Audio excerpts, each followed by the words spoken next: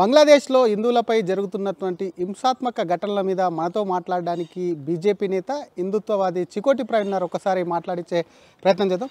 చికోటి ప్రవీణ్ గారు, చూస్తున్నారు ఒకవైపు బంగ్లాదేశ్ హిందువుల మీద దాడులు కానివ్వండి, ఇస్కాన్ ప్రతినిధి యొక్క అరెస్టు, వీటన్నిటిని మీరు ఎట్లా చూస్తారు? అసలు ఇవాళ హిందువులకి ఎక్కడ కూడా భద్రత లేదు. ఆ విషయం బంగ్లాదేశ్లో నేను మొత్తుకుంటూనే ఉన్నా. బంగ్లాదేశ్ పరిస్థితి దారుణంగా అవుతుంది. అది వాళ్ళ యొక్క ఎట్లయితే గవర్నమెంట్ మారినరో, అధ్యక్షుడు మారినరో, వాళ్ళ తన యొక్క బుద్ధిని బయటపెట్టడం జరిగింది. హిందువుల పట్ల వాళ్ళ వైఖరిని బయటపెట్టడం జరిగింది. సో ఎక్కడున్నా హిందువులు జాగ్రత్తగా ఉండాలి. ముఖ్యంగా బంగ్లాదేశ్లో హిందువులు అందరూ కూడా ఏకమైతే ఎవడు ఏం చేసేది ఉండదు. ముఖ్యంగా ఐకమత్యం కావాలి హిందువులలో. అది భారతదేశంలో కానీ బంగ్లాదేశ్లో కానీ.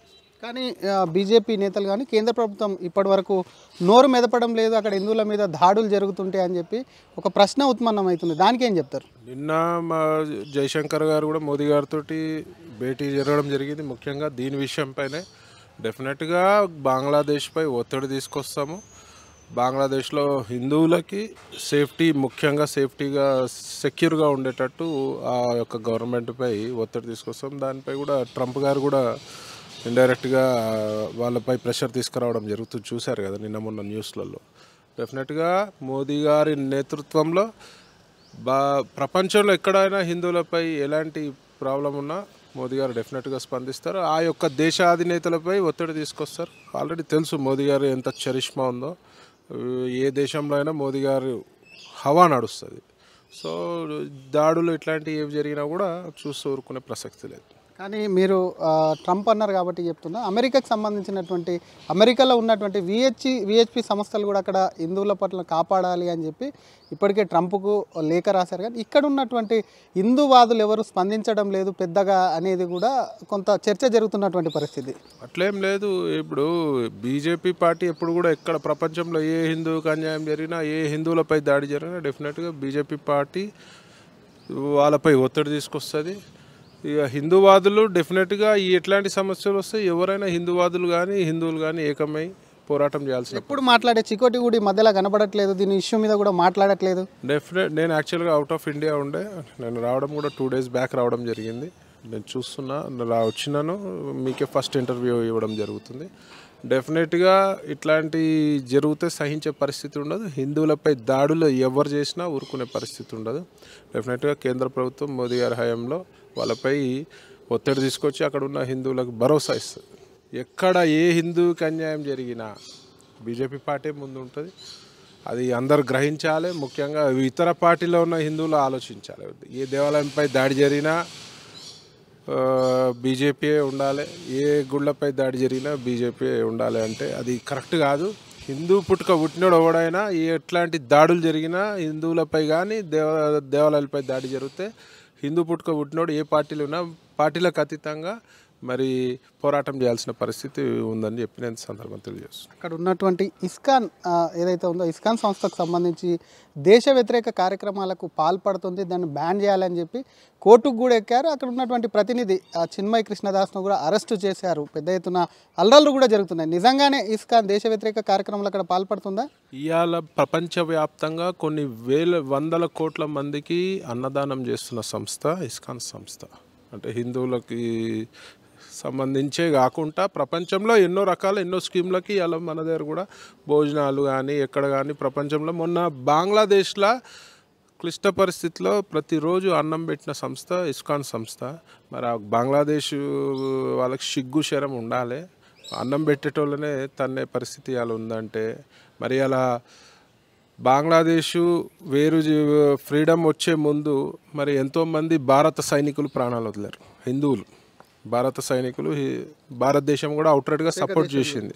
వాళ్ళ దేశం గురించి సపోర్ట్ చేస్తే అలా నీతి లేని కుక్కలు లెక్క హిందువులపై దారుణాలకు పాల్పడుతున్నారు. ఇది సహించే ప్రసక్తి ఉండదు. డెఫినెట్గా వాడికి బుద్ధి వస్తుంది. అక్కడ ఉన్న హిందువులు కూడా గ్రేట్, ఎందుకంటే వాళ్ళంతా కూడా ఐకమత్యంతో ఇవాళ వాళ్ళు పోరాటం చేస్తారు. కానీ వాళ్ళు చెప్పేది ఒకటే, ఇది ముస్లిం కంట్రీ, ఆ సెక్యులర్ పదం కూడా తీసేస్తామనే ఒక చర్చ ప్రతిపాదనలోకి వచ్చింది. ఇప్పుడు ఇక్కడ హిందూ దేశంలో, భారతదేశంలో ముస్లింలు ఎంత మంచిగా ఎంత సోదరభావంతో ఉన్నా కూడా తృప్తి లేదు వాళ్ళకి. మమ్మల్ని 15 నిమిషాలలో ఖతం చేస్తామో అది అని మాట్లాడతారు. ఇలా అక్కడ పుట్టి పెరిగిన హిందువులు అక్కడనే పుట్టి పెరిగినట్టే వాళ్ళు బంగ్లాదేశీలు అయిపోతారు కదా హిందువులు. మరి అక్కడ రక్షణ లేదు. మరి ఇక్కడ ఓవైసీ ఇన్ని మాటలు మాట్లాడతాడు కదా, మరి ఒక స్టేట్మెంట్ ఎందుకు ఇస్తలేడు? ఇచ్చిండు ఆ స్టేట్మెంట్? గురించి మాట్లాడే ఓవైసీ ఇప్పటివరకు ఒక స్టేట్మెంట్ ఇవ్వలేదు. మరి అట్లా జరగవద్దు కదా. మరి మేము ఇక్కడ సంతోషంగా ఉన్నాము, హిందువులము ముస్లింలం కలిసిమెలిసి, మరి భారతదేశంలో మాకు మంచి స్థానం ఉంది, మరి మీ దగ్గర మేము ఇక్కడే పుట్టి పెరిగినామని మాట్లాడతారు కదా. అంటే మేము భారతదేశంలో పుట్టినాం కాబట్టి భారతదేశం మాది కూడా అని. ఓకే, దానికి మేము కూడా ఒప్పుకుంటాం. మరి ఆడ బంగ్లాదేశ్లో పుట్టిన హిందువుల పరిస్థితి ఏంది? మరి బంగ్లాదేశ్ కూడా వాళ్ళదే కదా. మరి ఓవైసీ ఎందుకు స్టేట్మెంట్ ఇస్తలేడు? ఓవైసీని అడుగుతున్నా, నువ్వు స్టేట్మెంట్ ఇవ్వాలి, నీ బాధ్యత. నువ్వు ఒక బాధ్యతాయుతమైన పదవిలో ఉన్నావు, ఎంపీ పదవిలో. హిందువులు ఓట్లు వేయందే నువ్వు గెలిచినావు ఎంపీ పదవి. ఎంతోమంది హిందువులు ఓట్లు వేసినారు. మరి ఏం మాట్లాడవు ఎందుకు అంటే, వాళ్ళకు వచ్చే వరకు, భారతదేశానికి వచ్చే వరకు ఒక రూల్ ఉంటుంది, వాళ్ళది ఒక స్టాండ్ ఉంటుంది, వేరే దేశాలకు వచ్చే వరకు ఒక స్టాండ్ ఉంటుంది. మరి దీనిపై ప్రజలు ఆలోచించాలి, ఇక్కడ లోకల్లో ఉన్న హిందువులు ఆలోచించాలి. ఏదేమైనటికీ మళ్ళీ మోదీ గారు చొరవ తీసుకోవాల్సిందే. మోదీ గారు చొరవ తీసుకొని అక్కడ పరిస్థితిని చక్కదిద్దుతారని నేను భావిస్తున్నాను. మరొక పక్క రాష్ట్రంలో కూడా గుళ్ళ మీద దాడులు జరుగుతుంటాయి. వాటి సంఖ్య కూడా పెరుగుతూ ఉంది రోజు రోజుకు. ఎవరు చేస్తున్నారు అనుకుంటారు? ఇదంతా దీని వెనకాల ఏదైనా కుట్ర ఉందని అనుకుంటున్నారా? డెఫినెట్గా హిందువుల మనోభావాలను కించపరచాలి, హిందువుల యొక్క యూనిటీని, ఐకమత్యాన్ని చీల్చాలని చెప్పి ఒక ప్రయత్నం జరుగుతుంది. డెఫినెట్గా కుట్ర లేనిది ఇప్పుడు ఎన్ని ఇయర్స్ నుంచి ఏమి సంఘటనలు ఇన్ని చూసిరా మీరు? ఈ మధ్యలో 10-20 ఏళ్ళ నుంచి అయితే ఎప్పుడు ఇట్లాంటి సమస్యలు రాలేదు. కంటిన్యూ గుళ్ళపై దాడులు. ఇప్పుడు గుళ్ళపై దాడులకి గవర్నమెంట్ బ్లేమ్ చేస్తామని డెఫినెట్గా చేస్తాము. గవర్నమెంట్ బాధ్యత. మరి ఏం చర్య తీసుకుర్రు? మొన్నదాకా పిచ్చోడు ఎవరు దాడి చేసినా పిచ్చోడు అన్నారు. మరి ఇప్పుడు మొన్న కూడా ఒక శివాలయంకి నిప్పు పెట్టడం జరిగింది. ఎంత అన్యాయం అండి ఇది? ఏం జరుగుతుంది రాష్ట్రంలో? మరి ఎక్కడ పోయింది లా అండ్ ఆర్డర్? మరి దీని గురించి ఒక ప్రత్యేకమైన చట్టాన్ని తీసుకురావాలి. ఎవరు చేస్తున్నారో ఈ శక్తులను బయటకు తీసి మరి వాళ్ళపై కఠినమైన చర్యలు తీసుకోవాలి. మరి ఆ బంగ్లాదేశ్ హిందువుల కోసం చికోటి ప్రవీణ్ ఏదైనా ప్రోగ్రామ్ కానీ కార్యక్రమం చేపట్టున్నారా? ఇప్పుడు చూసి ఒకటి ర్యాలీ తీయాలి. మరి పరిస్థితి చక్కదిద్దకపోతే మరి డెఫినెట్గా స్పందించాల్సిన అవసరం ఉన్నది. ఉట్టి తెలంగాణ ఆంధ్రప్రదేశ్ నుంచి కాకుండా భారతదేశంలో ఉన్న ప్రతి ఒక్కరూ మరి స్పందిస్తే కానీ వాళ్ళపై తీవ్రమైన ఒత్తిడికి లోనుగారు. చికోటి ప్రవీణ్ పొలిటికల్గా యాక్టివ్ ఉన్నారా? అసలు డెఫినెట్గా యాక్టివ్గానే ఉన్నాను. మాకు ఈ మధ్య కనిపిస్తలేరు. ఒక 15-20 డేస్ లేను. డెఫినెట్గా యాక్టివ్గా ఉన్నాను, యాక్టివ్గానే ఉంటాను. బీజేపీ పార్టీ గురించి అవుట్రైట్గా పనిచేస్తాం. ఇప్పుడు ఏం యాక్టివిటీస్ కూడా లేవు కదా, అంత ప్రశాంతంగా. ఏం జరుగుతుంది మీ పార్టీలో? అసలు ఏం జరుగుతుంది? ఏం జరుగుతలేదు. పార్టీ గట్టి చేస్తున్నాము. ముందు నెక్స్ట్ ఎలక్షన్లో ఇప్పుడు లోకల్ బాడీ ఎలక్షన్స్ ఇవన్నీ రాబోతున్నాయి. మరి చూడాలి జమిలీ వస్తాయా ఏమొస్తుందో చూడాలి. దానికి ప్రిపరేషన్ అయితే డెఫినెట్గా అవుతుంది. ప్రజలు కూడా బీజేపీని కోరుకుంటున్నారు ఈసారి. ఆల్రెడీ ప్రధానితో కూడా భేటీ అయ్యారు మీ నేతలు. చర్చలకు సంబంధించి కూడా భారీగానే జరిగినాయి అంటున్నారు. నెక్స్ట్ టార్గెట్ తెలంగాణ అనుకోవచ్చా? డెఫినెట్గా నెక్స్ట్ మిషన్ తెలంగాణ లెక్క మరి ముందుకు పోవాలి. ఇక్కడ తెలంగాణలో ఒకసారి కాషాయ జెండా ఎగరేయాలి.